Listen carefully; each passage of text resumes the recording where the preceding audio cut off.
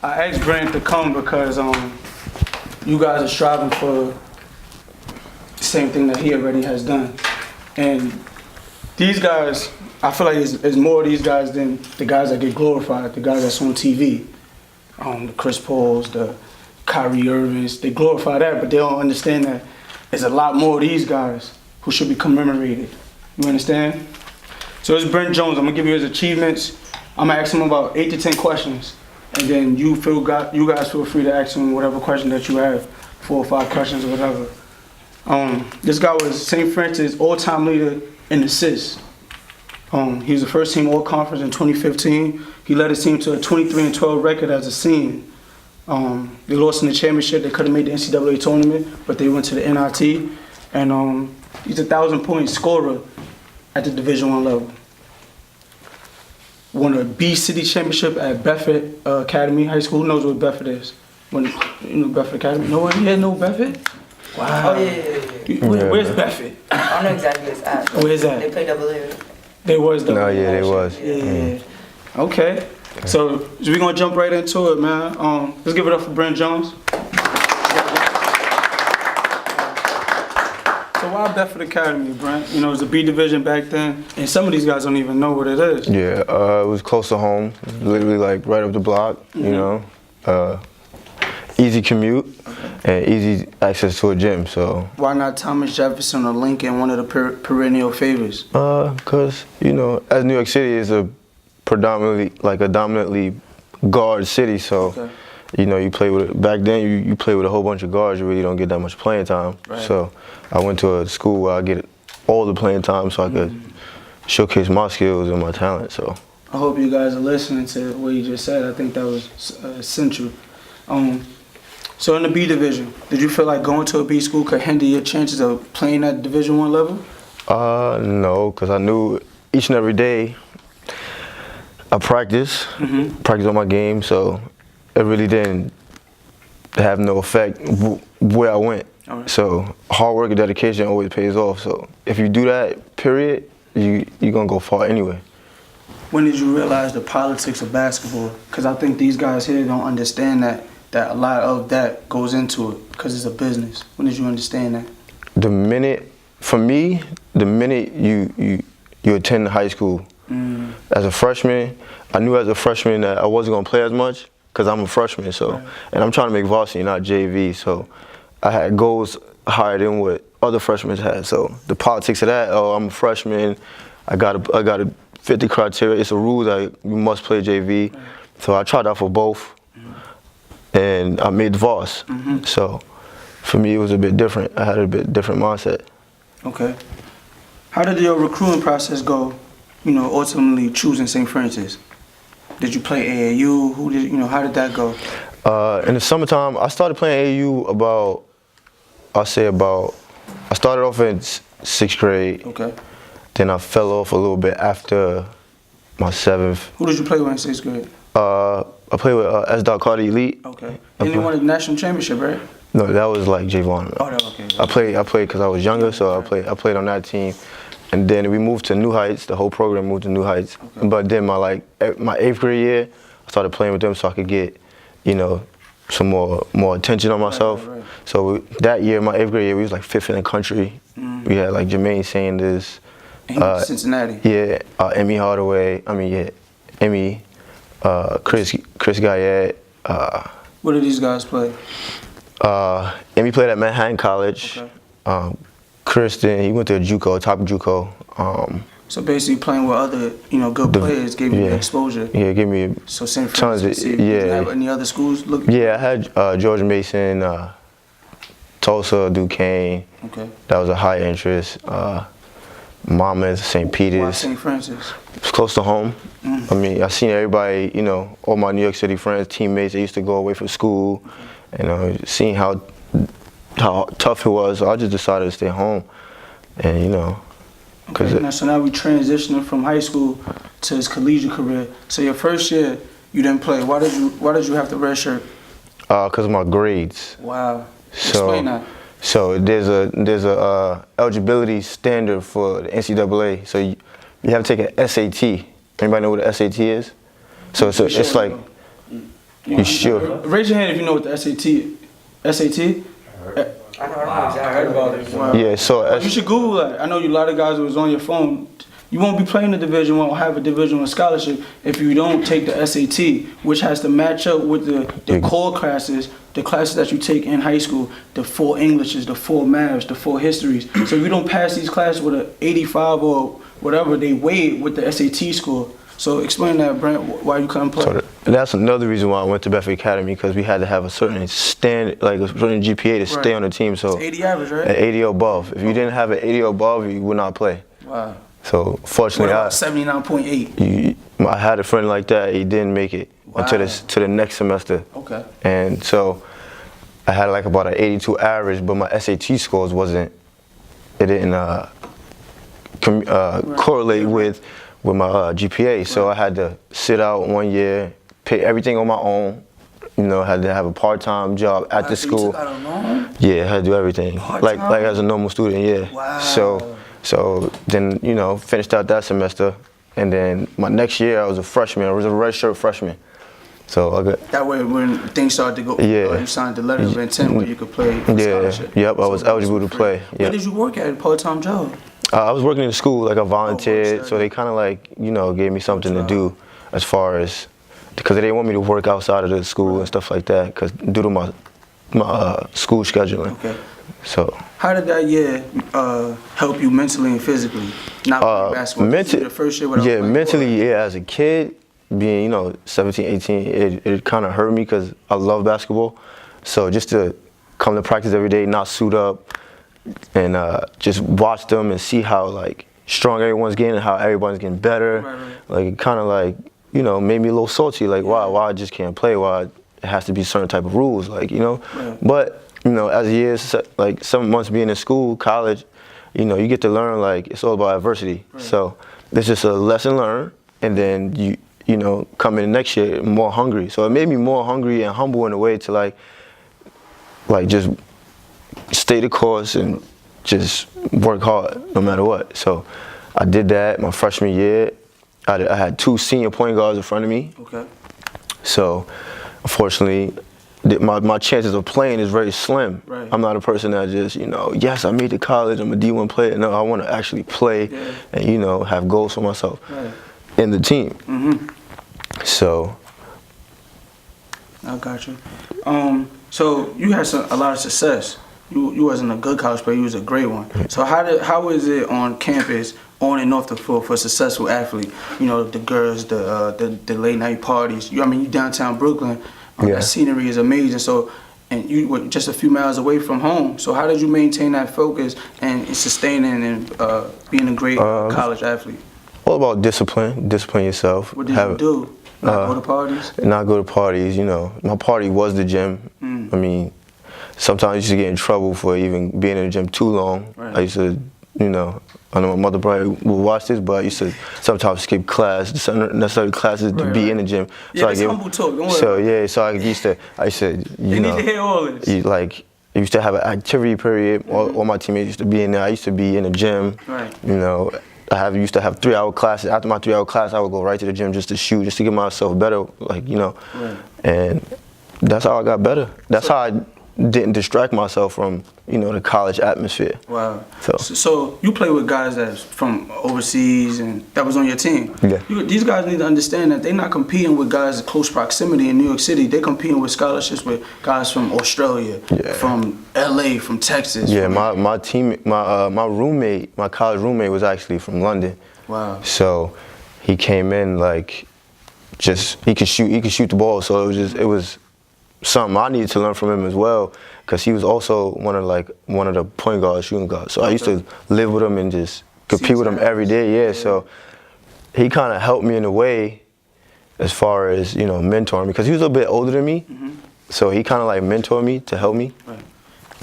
So in retrospect, did you feel like you maximized each day in your collegiate career, as far as like meeting with administration, your peers, just building that lifelong relationship after, you know, playing, after you get the applause of, you know, Brent Jones, 5'10" from Brooklyn, New York. After getting that, did you feel like, you know, 3 years removed from college, you feel like you maximized each day? Yeah, I'm maximizing. I gave all my effort. I don't regret any decision I made. I love New York. I love the people in New York. I made my right decision, and I'm back here, talking to you guys, and learning that hard work will pay off no matter what. So explain this. A guy that had a great college career. Explain how tough it is to sustain being a professional. Because now you're 3 years removed, and explain that. Going overseas and coming back home, and explain that I know it's tough. Yeah, it's a life lesson. You have your failures, but failures is your lessons you learn. Period in life, on and off the court. You're gonna lose as many games as you win them. Right. It's the same thing as off the court. Right. In many jobs you apply for, you're not gonna get all of them. So you're gonna lose some type of income, but you gotta stay the course. So once you stay the course, that's the most important part. You stay whatever course you do, you make it far in life. Okay. Period. Longevity, anything you want to do in life. So appreciate it. That was our Q&A with Brent Jones. Anybody got any questions for Brent? Saying who was the toughest opponent? You don't got no questions for me, man. He played at Division I, ESPN. Yeah, I was on everything. Anything you imagine, I was there. CBS, you could actually Google him and see this guy playing professionally, playing in St. Francis. I got a question. Yes. What's your name? Michael. Michael. My question is, what was the hardest thing you learned about playing Division I basketball? The hardest, I don't think anything's hard. I think everything's challenging, but the most challenging was the scheduling. So you'll have class, and then right before class, which is like 8 in the morning, you'll have like an individual workout. So give us a day in the life of. All right, so first day on campus. So you got a room and board and stuff like that. So I room and board. After that, practice. Then you gotta go to class. Then you gotta go meet with your, financial advisor and make sure everything is all right. And then you gotta do another, workout, and you gotta lift and stuff like that. And then you gotta go to class again. And then that's every day. Right. And then on top of that, that's only 1 month. I was just like, yo, can I get like sleep at least? Right. So then the rest of the season, you gotta do practice every day in the morning before and after class. Then you gotta, practice every day until that first game day.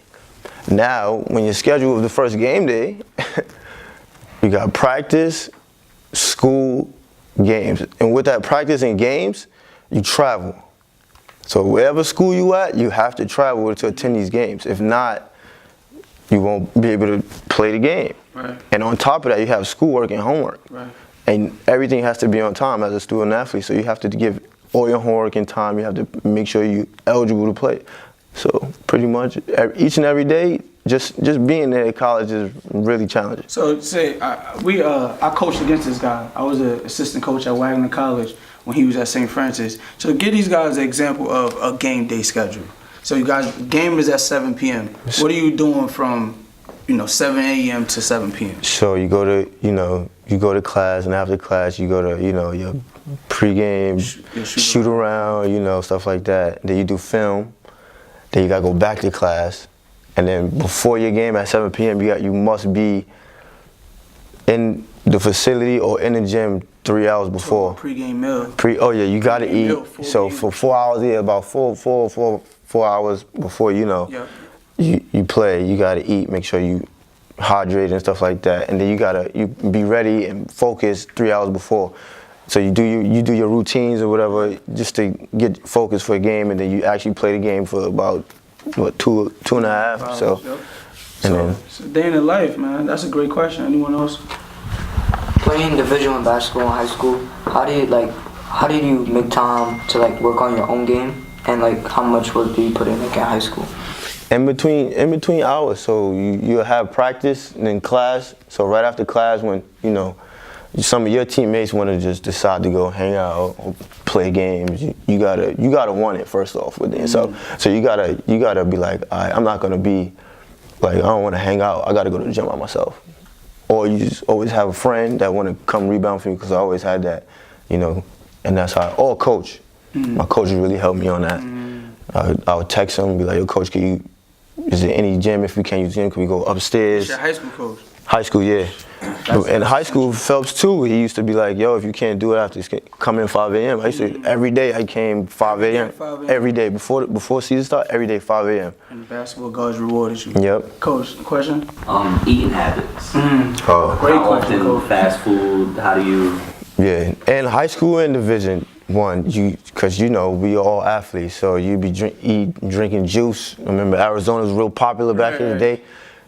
That's all sugar. It's not really hydrating you. So you gotta eat your veggies, carbs if you skinny. Well, I'm still Pasta, right? pasta, yeah, chicken and pasta. So you stay healthy and hydrated. Water is most important in your life. Yep. Don't soda and juice. It's okay once in a while because you need it, but water, you need it. Period. Anyone else? Question? Coach. When did it hit you that academics was very important to your basketball career? Great question, Coach. When I found out my SAT score, I had a good enough average to like, all right, I'm good, like 82 for an athlete. 82, like I remember kids used to be, you gotta have a 65 just to play. And then the NCAA, like I had an 82, so I'm thinking I'm really smart. So, but then the SAT, it was just a few points off. So that's what like really challenged me. Then college was like, I just gotta be a student. Yeah, I can't be a student athlete, I just gotta be a student. So I stuck it out.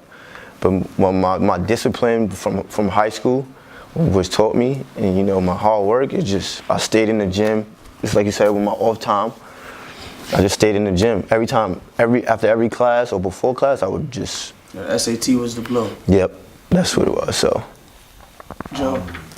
When I know Say your name, Joe. Come on. I know we all had this one friend that's trying to make you do bad things and stuff. When you started playing, did you have somebody like that? Yeah. I mean, I come from Best Style, man. So I got all my friends like that, So, I mean, it's a part of life, You grow up with friends, that's pretty much just in the same area as you, but certain people have certain lifestyles. So all you gotta do is just learn from them. You can't really stick around because sooner or later you're gonna elevate. You're gonna have common sense to know like, yo, I don't feel right in this situation, you know what I'm saying? So you just gotta, keep going. Even if it hurts them or hurt you, you gotta keep going because they'll soon respect it, and then later on in life they'll be like, yo man, you're a role model. So that's the most important part about that. They'll respect it, don't worry. If you do have those friends, because I still have those friends, and we still communicate because I'm more of a, I paid the platform, so it's just like they seen it come from where I come from, so they ask me about questions all the time. So that's what I got for you. One more, Coach. I got two. Okay. Cool. What's the most assists you had in the game, and toughest opponent? High school or Just overall. Overall? It doesn't have to be somebody that made it. It could be the toughest players didn't make it. right. So most assists I have is probably I think 12 in a college game. Okay. Almost had a triple double. For me, that's a lot. That's big. So, gotta keep going. The toughest, there's a few toughest. Played against Syracuse. Who they had? Raheem Christmas, C.J. Fair, Trevor Cooney. They had Deion Waiters, right? No. That was right before. Okay, Michael Carter. No, Tyler Ennis. Tyler Ennis. He's now in the NBA. Christmas played with the Suns. Yeah, so those guys, we played University of Miami. That was the toughest, and we beat them. Who they had? What guards? Right before Shane Larkin left. So they had Malcolm was there. Nope. No Malcolm? Shane Larkin. Shane Larkin was there? after Malcolm, and then when Shane Larkin left, that's when we got to play them. We were supposed to play them that year, but the schedule. And my first game we played against Theodore. Seton Hall. Theodore. That was probably my hardest. Okay. Because I was as a freshman, I was put in the fire to guard him. I guarded him. I did my thing, and ended up in overtime. But then the coach ain't really played me like that. So that's when I was like, yeah, I'm in college now. Like I could play in college. I had the confidence to play in college, so that was probably my toughest. I didn't Google some of these names. What's the overseas regiment like? And also, before games, do you have anything that you do? Like some people listen to music, some people eat Skittles. Like, Overseas is tough, man. It's a different environment. It's a different world. You know, before my games, I usually listen to music, be alone. You know, have my own mindfulness and stuff like that. Keep me focused on what I need to do as my job. Because overseas, when you're a professional, you have a job. You're getting paid to do stuff as your role, as who you are. So, you get ready for that. Mentally, I gotta eat. I like to eat, so I don't really care how I look. Clearly, if you can see me right now.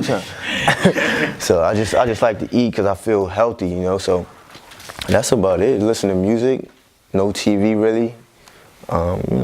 Lock in. And lock in. Keep myself busy. Yeah. In high school and college, like you worked on your game all the time, but what do you think separates, like, even though you worked on your game all the time, what do you think separates, like, the Chris Pauls and Kyries and? Yeah, honestly, there's no way that separates them. They just like me. It's just unfortunate that they blessed to, they got an opportunity. Right. This is the whole platform that everyone's done. There's no separation about how they get there. I mean, I was the same way. I asked like, yo, how all these guys is getting opportunity? Right. I said it, opportunity. It's just the opportunity. Right. So the more you in the gym, the more opportunities you'll get. Right. And the reason why we're doing guys like Brent and guys like, I mean, obviously we can't get the Chris Pauls, but it's more Brent Jones in the world than the Chris Paul or Kyrie Irving. So you need to hear these guys' stories. yes. You understand? These are more essential than those guys' stories. And if you ever meet a Chris Paul or Kyrie, they'll say the same thing. Because they have friends that they play with. And they be like, man, he was better than me in high school. But the opportunity created itself. Look at the guy who just was 10 years 32. And he played overseas, 32, and he finally played for the Lakers. So are you giving up on your NBA dream? No, Look, not at all. Not at all. I mean, if I did, I would be like, I believe I'm a teacher, an architect, lawyer, and then I would just switch my whole profession. But if I believe in something, I'm going to stick to it. Gotcha. That's it, man. And then, that's what it's all about. Let's go around the applause for Brent Jones, man.